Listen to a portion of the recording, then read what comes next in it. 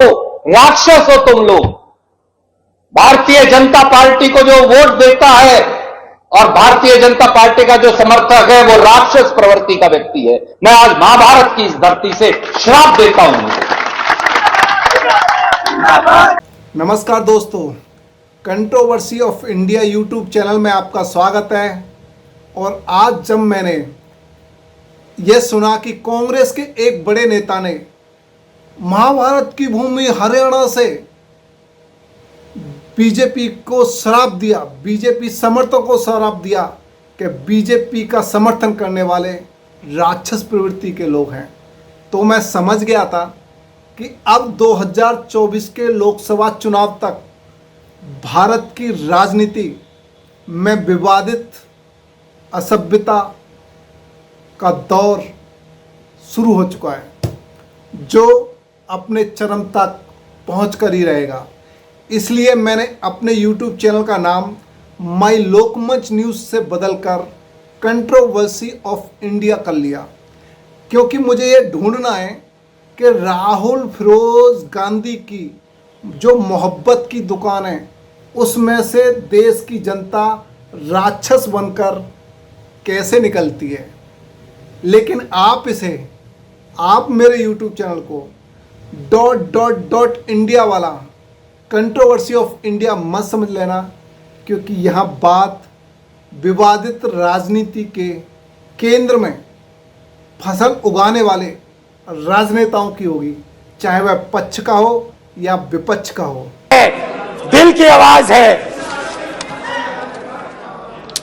उस आवाज की हत्या आपने मणिपुर में की। इसका मतलब भारत माता की हत्या आपने मणिपुर में की।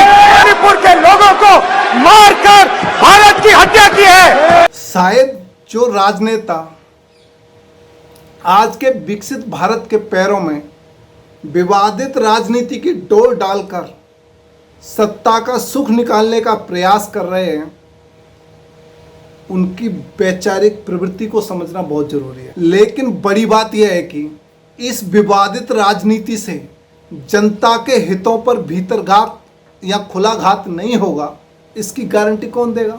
देश के राजनेता तो लोकतंत्र में वोट देकर चुनने वाले मताधिकार, वोट देने वाली जनता को ही राक्षस बोल रहे हैं, तो देश में राजनेताओं की नैतिकता की बात कौन करेगा। जो नेता देश की संसद में खड़े होकर मणिपुर में हो रही हिंसा पर भारत माता की हत्या करने की बात तो करता है, लेकिन हरियाणा में दंगाइयों ने जिस तरह हिंदू शोभा यात्रा पर गोलियां, बम, बारूद बरसाया, पेट्रोल बम बरसाए, उस पर वो कुछ नहीं कहते हैं, क्योंकि उनकी मोहब्बत की दुकान वहीं से खुशबू आती है, उनकी मोहब्बत की दुकान वहीं से पल्लवित होती है।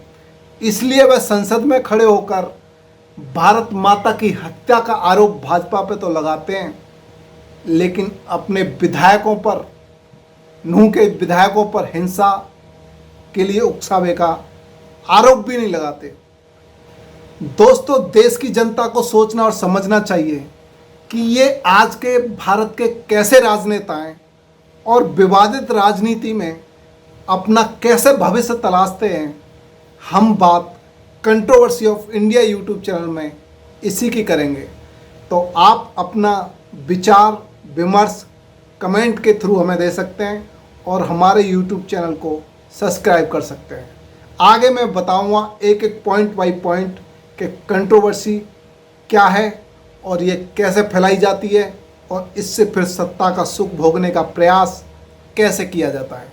जय हिंद, जय भारत, जय श्री राम।